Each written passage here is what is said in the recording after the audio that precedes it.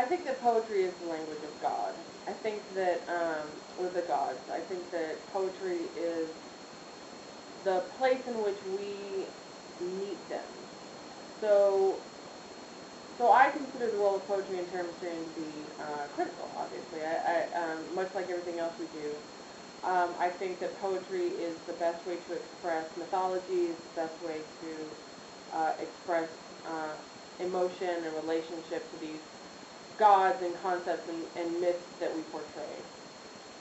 And I think it's poetry's goal to take a moment and make it as clear and as precise as possible, to communicate that moment in the most breathtaking and perfect way, so that the reader or the listener experiences that moment that you're trying to communicate at its most raw level.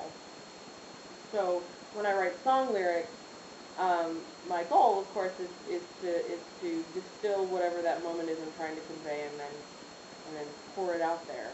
It's a really neat experience that I hadn't experienced before. I've been writing poetry for a very long time, but to write a piece and then see how first it's a poem, and then it's a poem set to music, and then as more people sing it, the poetry and the music fuse together, and you can't imagine the poetry without the music. You can't imagine the music.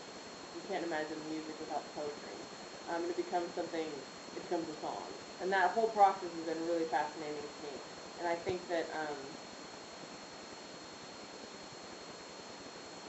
in that creative process, that I think that the spiritual relationship is very similar to that creative process.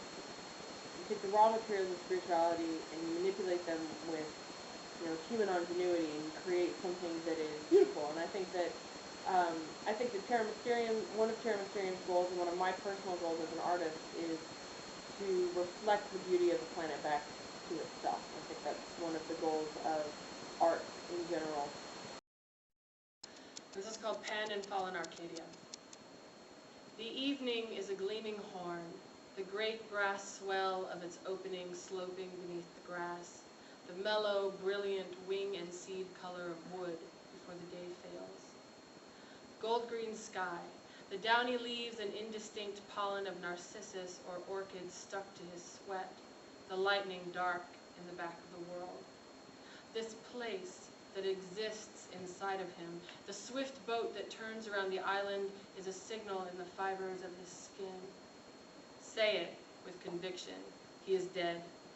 But wait then, in the space between that breath and this next, and he will have rung out like a bell again, against your legs and up your back, and the wind will rifle for your house, your collarbone, the flower of him stepping with a delicate destruction through your music, his hand curled around a fox kit, around the night storm, like a sail.